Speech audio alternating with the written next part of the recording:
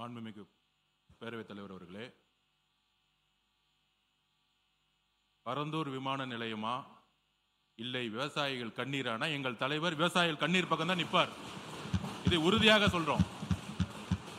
மாண்புமிகு முதலமைச்சர் நேற்றே சொல்லியிருக்காரு, கூடிய விரைவில் விமான நிலையத்துக்கான இடம் கூடிய விரைவில் அறிவிக்கப்படும்ங்கிறதும் சொல்லியிருக்கிறாரு. ஆனால் எங்களுடைய தலைவருடைய முதல் பிரச்சாரம் காலடிப்பட்டது விவசாயிகளுடைய கண்ணீருக்காக. விவசாயத்திற்காக குரல் கொடுக்கும் சொல்லக்கூடிய டெல்டாவில் பிறந்தவர்கள் நாங்கள் சொல்லக்கூடியவர்கள் பரந்தூருடைய விவசாயிகளுக்கு எதிராக, பரந்தூர் மட்டுமல்ல, திருவண்ணாமலையில் மேல்மா விவசாயிகளுக்காக குண்ட சட்டம் போட்டது திமுக. அப்ப இன்றைக்கு விவசாயிகள் மட்டுமல்ல, ஒட்டுமொத்த நீர்வளமும் எத்தனை ஏரிகள் என்பது இருக்குங்கிறது மூத்த உறுப்பினருக்கு தெரியுமா?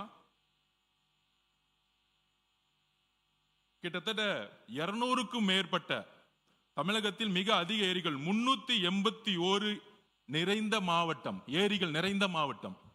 அப்ப 381 ஏரிகளை பத்தி அவங்க பேசினதில்ல, மக்களுடைய குரலுக்கு பேசினதில்ல. நேற்றே தெளிவா சொல்லியாச்சு. சென்னை விமான நிலையத்துடைய இன்னைக்கு இருக்கக்கூடிய பங்கு என்ன, அதை அடுத்த லெவல்ல கொண்டு போறதுக்கான அரசினுடைய நிலைப்பாடு என்ன, எல்லாம் சொல்லியாச்சு. ஆனால் நேற்றிலிருந்து திமுக இந்த விமான நிலையம் இல்லைன்னா தமிழகத்தோட முதலீடே போயிடும், இண்டஸ்ட்ரி டிபார்ட்மெண்ட்டே இருக்காது. முன்னாள் அமைச்சராக இருக்கக்கூடிய இண்டஸ்ட்ரி மினிஸ்டர் திமுக எல்லாரும் சொல்றாங்க. இண்டஸ்ட்ரி வர்றதுக்கு முக்கியமான காரணம் என்ன தெரியுங்களா? Single window system. ஊழல் இல்லாத ஒரு அமைச்சர், ஒரு முதலமைச்சர், ஒரு அரசாங்கம், எந்த நிறுவனம் இருந்தாலும் முதலமைச்சர் இன்னைக்கு நேரடியாக சந்தித்து எந்த இன்வெஸ்ட்மெண்ட் இருந்தாலும் வாங்க, நானே எல்லா துறையிலையும் எந்த விதமான ஹடில்ஸும் இல்லாம சிங்கிள் விண்டோ சிஸ்டத்துல 45 நாள்ல எல்லா பர்மிஷனும் வாங்கி கொடுக்கறோம்னு சொல்லக்கூடியவர் சிஎம். அப்படிதான் ஒவ்வொரு துறையில நடந்துட்டு இருக்காரு. அதனால நேத்து கூட நடந்துச்சு. இதே அண்ணன் ஆஸ்டின் தான் நம்மளுடைய சட்டமன்ற உறுப்பினர் வேலுமணி அண்ணன் ஜி ஸ்கொயர் நிறுவனம் பத்தி சொன்ன உடனே திடீர்னு டக்குன்னு எந்திரிச்சார். அந்த ஜி ஸ்கொயர் நிறுவனத்தை பத்தி ஏன் பேசுறீங்க அப்படின்னு மாண்புமிகு முதலமைச்சருக்கு நாங்கள் கோரிக்கை வைக்கிறோம். இந்த பரந்தூர் விமான நிலையம் பண்ணும் பொழுது டிபிஆர் ப்ராஜெக்ட் அரசுக்கு மட்டும்தான் தெரியும். டீடைல் ப்ராஜெக்ட் ரிப்போர்ட் அரசுக்கு மட்டும் தெரியும். அந்த டீடைல் ப்ராஜெக்ட் ரிப்போர்ட் வரதுக்கு முன்னாடியே ஒரு கட்சி சார்ந்தவர்கள், நான் எந்த கட்சி பேரையும் சொல்லல, ஒரு கட்சி சார்ந்தவர்கள் அந்த நிலத்தை சுத்தி லேண்ட வாங்கி மிகப்பெரிய ரியல் எஸ்டேட் மோசடி நடந்திருக்கு.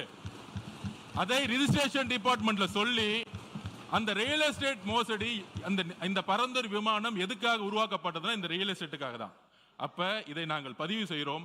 விவசாயிகளுக்காக, விவசாயிகளோட கண்ணீருக்காக கிட்டத்தட்ட 2 போகம் அங்க விவசாய உற்பத்தி பண்ணிட்டு இருக்காங்க. 2 போகம். இத்தனை ஏரி இருக்கு, 381 ஏரிகள் இருக்கு. இதுக்காக விவசாயிகள் பக்கம் நிக்கிறதுக்காக தான் இது கேன்சல் செய்யப்பட்டது. தவிர இதுல எங்களுக்கு எந்த விதமான அரசியல் உள்ளிடுங்கள எழுதி வச்சு கொள்ளுங்கள். 5 வருஷம் கழிச்சு வெள்ளை அறிக்கை நாங்க உரத்துக்கு ரெடி. உங்களோட 10 மடங்கு இங்க பொருளாதாரம் வந்திருக்கும். ஏனால் ஊழல் இல்லாத ஒரு ஆட்சி எங்களோட முதலமைச்சர் கொடுப்பாரு. இதற்காக எல்லா இண்டஸ்ட்ரியும் வரும். 45 நாள் 60 நாளுக்குள்ள சிங்கிள் விண்டோ சிஸ்டத்தை முதலமைச்சர் உருவாக்கி இருக்காங்கிறத பதிவு பண்றோம். தங்கம் தெரசு அவர் பேசுங்க. தங்கம் தெரசு